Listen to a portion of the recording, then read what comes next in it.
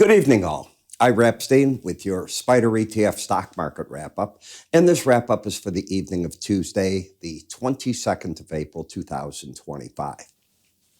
Before we get any further, let's take a look at the events tomorrow. Mortgage Bankers Association at 6, get their numbers. S&P Global Group comes out with the prelim April manufacturing sector PMI. That's at 8:45.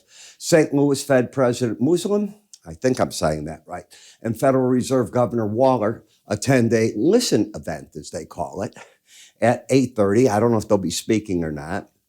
March new home sales data at 9. Petroleum stocks at 9:30. Boeing comes out with its numbers tomorrow as well. Tesla came out after the market today, and probably the biggest news out of that was that Elon Musk is going to step away with the day-to-day operations of Doge. He is staying with it. He will be there through the president's term, but he's going to turn much more attention now back to Tesla, what they're doing. He said that the Austin autonomous cars will arrive in June, as they were supposed to, and there will be a low-priced vehicle. The production lines have been already set up, and they intend by the second half of the year that they will be producing that lower price car. So those were all good things. The market finished up $10, and in the aftermarket, it was up a couple of dollars more. You know, we have a Jekyll and Hyde president, and you've got to be very careful about which one is talking and when. What if I told you that this afternoon, over all the news breaking, President was having one of the conferences and talking to reporters and saying, I never wanted to fire Fed Chair Powell. No, I'm just hoping that he won't be late this time and he can get maybe ahead of the ball and cut interest rates. The country needs it. Wasn't Hesed looking into firing him on Friday? Didn't the president say, I wish I could get rid of him. I can't wait for his term to end 48 hours ago. And this is the other side. Remember what I warned you. You never know what you're dealing with. He set you up. He pulls the rug out. There's lots of talk, we're going to get along with China. And you saw that from our Treasury Secretary. He said, no, these tariffs on the U.S. and China, they won't last. They're going away. This is just a phase. And that everything's good behind the scenes. And when you read anything from China, they haven't even talked to the U.S.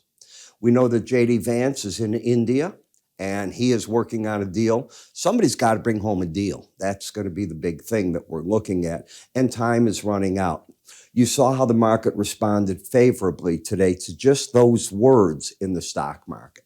Remember, I set you up yesterday that a big day down on a Monday often leads to a Tuesday reversal, according to the teachings of Yale Hirsch.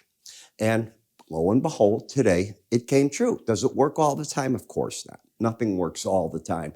But these are what I call reasonably good probability events. Does it have to last the whole day? No, it's all the question, does it try to work with that? And not only did it do that, I even wrote in my newsletter this morning, don't you fight this market. Because what you might be fighting is you get strong in the second part, and then you'll probably carry over into early trade on Wednesday. And that's what I think will end up happening. But in my opinion, for whatever it's worth, if I were caught in the stock market and wanted to unload some things instead of saying, just give me a rally, let me out, don't freeze. Don't freeze. Dump what you think you have to dump. Take a breath of air and accumulate other things that you think you want to own on the next break. That's the way I'd look at it. When we look at gold, I come from the commodity background. Nothing goes up forever in a straight line. Once I start seeing the market hit an all-time high, and then new reports out of the metal firms, we're going to 4,000, not 3,500. Trust me, you're in rarefied air, and you're going to get choked. You're going to run out of oxygen. And that's just what happens on these moves. So this isn't necessarily big, but the futures went from getting over $3,500 an ounce today to tonight, same day, same 24-hour period, not the same trading session, $3,316, just moments ago. So you get these moves and you have to understand how wild they are and what to avoid. And when a market gets away from you like that, I just let the other guys do it. If you miss the move, you're going to miss a lot of moves in life. If your clients don't like it, if you're a broker, it's what happens. When they love things, they don't call you. When you didn't do right, they call. You know, that's the way that it always works. I've been at this a long time. So when you look at GDX, you got the higher high, the lower low. That's not a trend any longer. Could we drop back to the 18-day average? You betcha. If tomorrow you lose the embedded reading, and let's just get to it, where this closes under 79, the odds are super strong. That's the only way I can rate it, that you'll go to the 18-day average before you make a new high. I wouldn't bet my life on it, but it's super, super strong.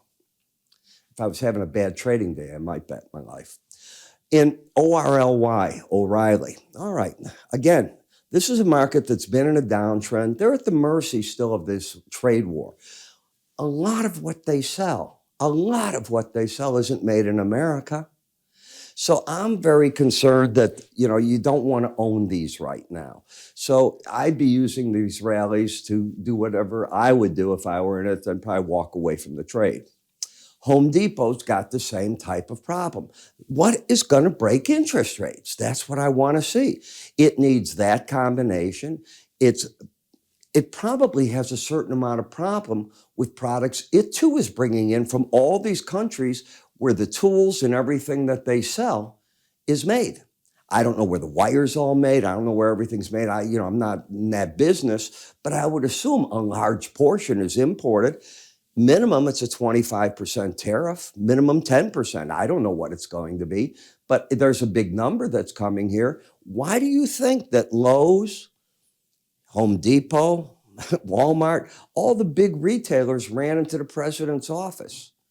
Why do you think the change in his attitude about Fed Chair Powell? I think he's hearing what the bigger boys, bigger than him, have to say, not in what he does, but the impact of some of this. And it's one thing to get to the end. You can't make this go for 6 months.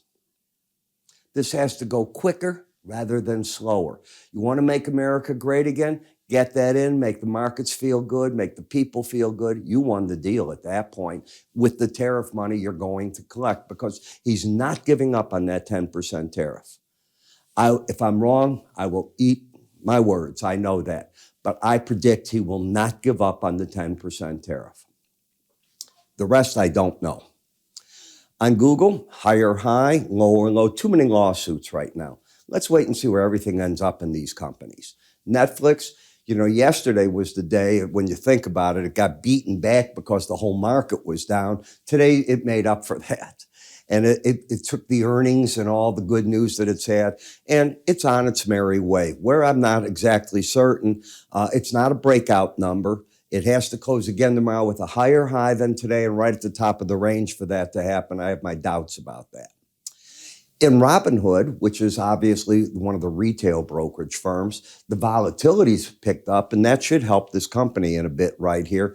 But it's got resistance at the 100 to 200-day averages in the green and the gray, and support at the 18. I've said I don't think this is much of a trade, and I still don't see it.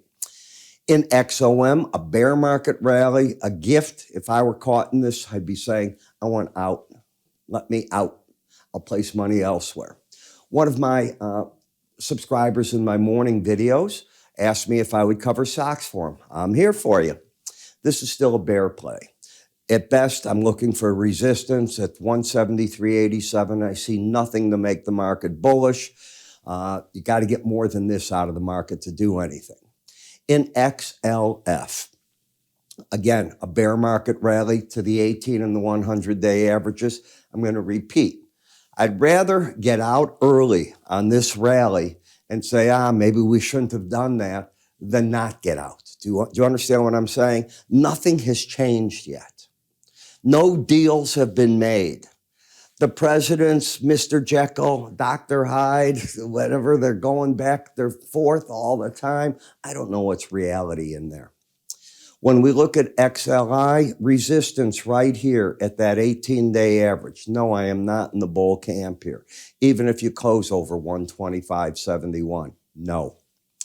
XLE, the energy, a bear market rally that maybe you can get to the 18-day average. I'm not looking for much more than that.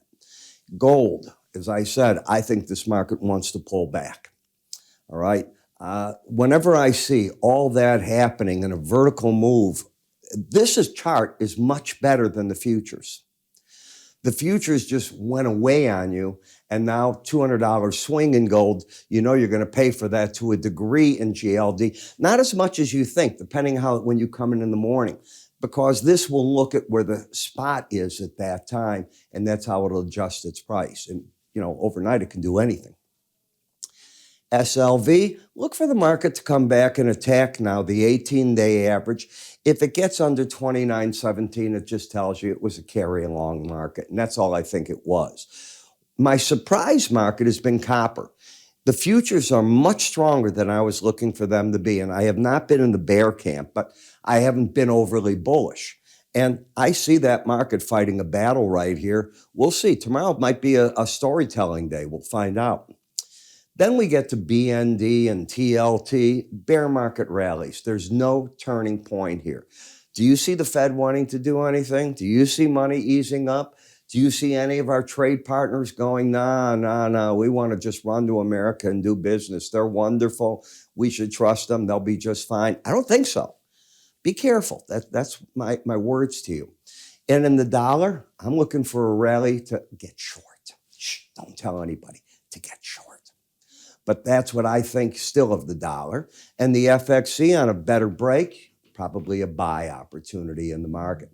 So you put it all together, you try to come up with game plans. You might want to go look why I'm saying go short the dollar, possibly. Possibly. Take a look at my currency report. How you get it, go to iraepstein.com. And when you're there, just look on the top left, you will see currency report. I'm Ira. You have yourself a great evening. I'll catch up with you in the morning.